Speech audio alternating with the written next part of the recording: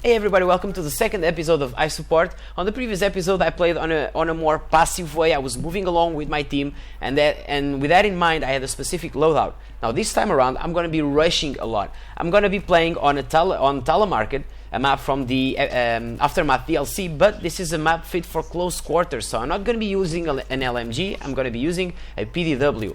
Specifically the pdw-r with laser sight and extended magazine. It's a really good weapon with a really good fast rate of fire, high damage, and the hip fire accuracy is really good as well. And obviously I'm going to use the C4. Now the reason why I chose this loadout, it's again because this map is really close quarters. When it started we spawned on Alpha, we were on the Russian side, and we were pressuring the US guys pretty much the whole time, and I kind of felt bad for them for all that base rep, and me and my teammate Delta changed teams for the US side. So even though the ticket difference was like 200 tickets or almost 300 tickets, we thought we could win that, so we risked it.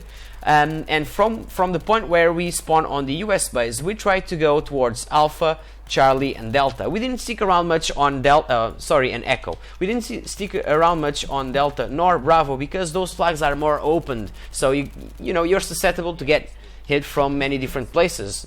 The same thing does not happen on these three flags. They're fit for close quarters. We will go on Delta and Bravo, but it's just because, tactically speaking, it's a good idea at that moment. But if I can avoid those flags, I will surely do it. So let's skip to the gameplay, and I hope you enjoy.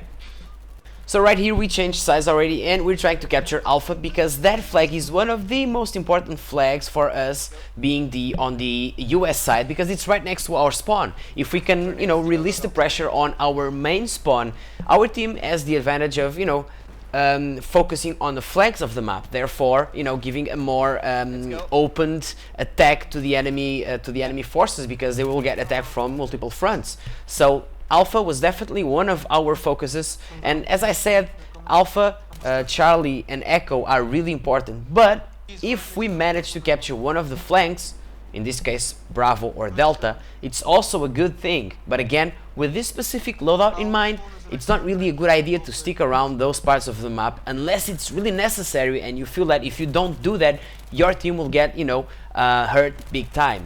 So this point in time, again, I was trying to go for Delta, and we managed to capture Delta, but soon after I think the enemy captured the flag. But that's not really important here. I could be talking about the tactical placement on the map, but I'm gonna tell you, generally speaking, when you are playing Conquest Assault Large, and you know that if the enemy gets out of flags, they will lose because they have they don't have any main base to spawn in.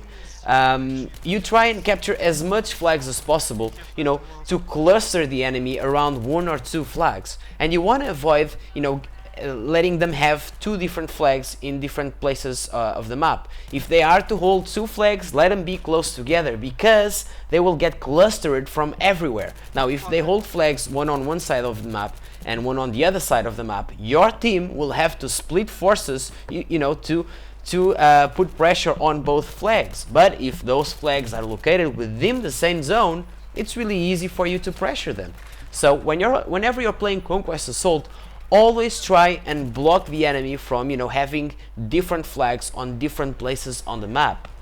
And another good thing is, always, this is really important, guys, pay attention to the minimap. I cannot stress this enough. Sometimes 2 or 3 seconds, it's more than enough for them to capture a flag, and then it's too late for you to realize that you could have been there and prevented that flag from being captured. So whenever I'm playing, and it doesn't really matter which class I'm playing, which game mode, on which map, it doesn't matter. I always look at the minimap all the time.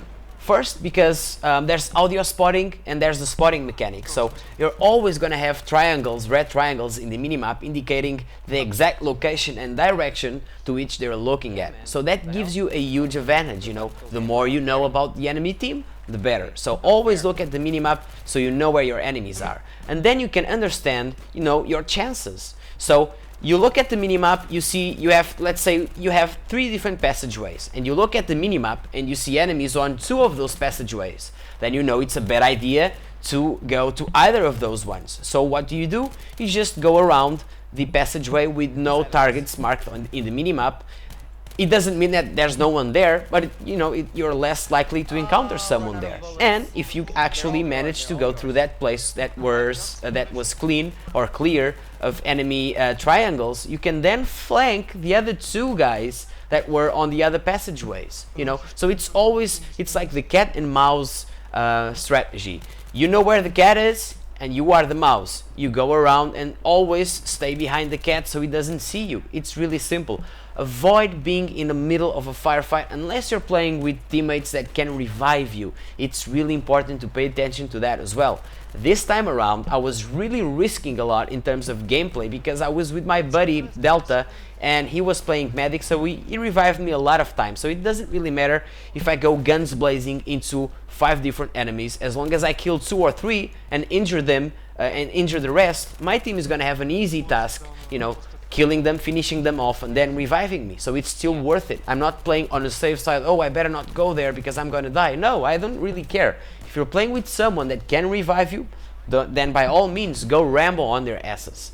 But that doesn't mean you don't have to pay attention to the minimap. I choose where to go rambo. I don't randomly go random on every flag. I look, okay, this flag is important, that flag is being captured because it shows in the minimap, or that flag belongs to the enemy team, so they're susceptible to attack from that specific part of the map. So obviously I'm gonna pay attention to that. I'll either storm the front and try to narrow the enemy down, face to face, or I'm gonna go around their back. But it all depends on what I see in the minimap. 90% of the decisions I make in real time are based on the information that I see in the minimap. The flags being captured, the flags that the enemy holds, if they're susceptible to attack one flag or the other based on the enemy location, how many guys are there, how many teammates of mine are on a specific flag. So the less people I see from my team in a flag, I know that they're likely that flag is likely to get attacked by the enemy team, but because there's little to no resistance. So I always keep an eye out for the minimap. It's really important.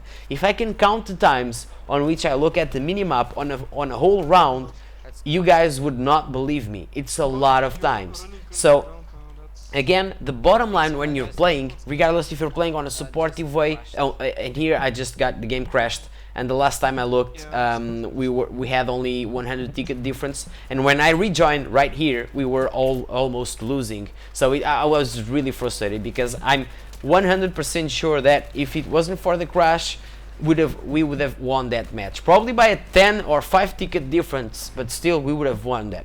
But anyway, that doesn't really matter. Bottom line is, regardless of the playstyle you have, always look at the minimap, and for the specific map and specific game, gameplay type you're looking at, use a different loadout. Okay, on the first episode I used an LMG because it's more reliable if I don't go Rambo, and the map has lots of open spaces. But in this map, it's a close quarters map, and I'm gonna go Rambo, so I need a different loadout. Know which weapons to use and how to use them. That's and if you keep an eye out to the minimap, you will bound to have much more success than you would have if you didn't pay attention to those 2 details. So this was the last time I looked at the scoreboard. I'm pretty sure we would have won this, but shit happens. And I think it was still worth it. But anyway, I hope you enjoyed this. Please leave me your suggestions in the comment section on how I can improve this series. And if you really enjoyed this, don't forget to give a thumbs up because it really helps. If you have any questions, check the video description. If the answer is not there, I'll reply in the comment section. Thanks for watching, guys, and take care. Cheers.